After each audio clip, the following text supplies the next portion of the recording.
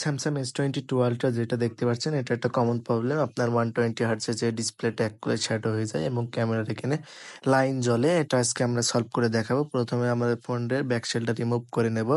Hot air গান দিয়ে এটা আপনার ব্যাক শেলের যে গুলো থাকে এগুলো আমরা রিমুভ করার মাধ্যমে একটা আমরা কার্ড নিয়ে আমরা ব্যাক শেলের ভিতর থেকে ওপেনারের মাধ্যমে ব্যাক শেলটা সেফলি আমরা এটা খুলবো এবং খোলার সময় খেয়াল রাখতে হবে ব্যাক শেলটি যাতে ড্যামেজ না হয়, কারণ পুনরায় আবার এই ব্যাক শেলটি ফিটিং করতে হবে।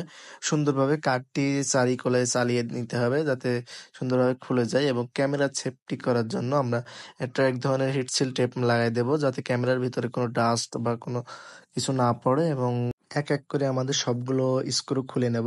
স্ক্রুর সময় খুলে নেওয়ার সময় আমরা খেয়াল রাখবো কোনো জায়গায় কোনোভাবে যাতে আঘাত না খায় এবং কোনো কম্পোনেন্ট ড্যামেজ না হয়ে যায় এবং স্ক্রু খুলে নেওয়ার সময় স্ক্রুগুলো আমরা সেফ জায়গায় রেখে দেবো, কারণ পুনরায় এই স্ক্রুগুলো আমাদের আবার কাজে লাগবে, কারণ এই স্ক্রুগুলো আবার ফিটিং করার সময় আমাদের লাগানো লাগবে। এবং আপনার চার্জিং ওয়্যারলেস প্যাড এবং রেবন ব্যাটারি কানেক্টর ডিসকানেক্ট করে নেব এবং এন্টিনা আপনার চার্জিং ডিসপ্লে রেবন আস্তে আস্তে এগুলো ডিসচার্জ করার মাধ্যমে ফোনটি ওপেন করবে এবং ফ্রন্ট ক্যামেরাও খেয়াল রাখতে হবে ময়লা না পড়ে এবং সেদিকে খেয়াল রাখতে হবে এবং ওপেনারের মাধ্যমে ব্যাটারিটা ডিসচার্জ করে নেব যাতে ব্যাটারিটা ওপেন না দেওয়ার কারণে আমরা নিচের যে ব্যাটারিগুলো থাকে এটা ছেড়ে দেবে এবং ডিসপ্লেটা হয়ে যাবে। আমাদের ডিসপ্লেটা খোলা হয়ে গেছে। এটা আমরা এখন কাজ করব, ভিতরে ডিসপ্লেটা আলাদা করব এবং দেখেন ভিতরটা আমি আগেই ডিসপ্লেটা আলাদা করে রেখেছি এবং সিগনেচার এবং ডেট দিয়ে রেখেছি।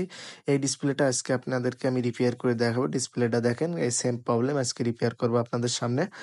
দেখেন আমি ডিসপ্লেটা নিলাম এবং আমি যে আমার ওপেনার মাইক্রোস্কোপের মাধ্যমে আমাদের যে লাইনগুলো ফল্ট আছে এই ফল্টগুলো আমি রিপেয়ার করব এবং যেখানে প্রবলেম অ্যাকচুয়ালি সেই জায়গায় আমরা রিপেয়ার করব।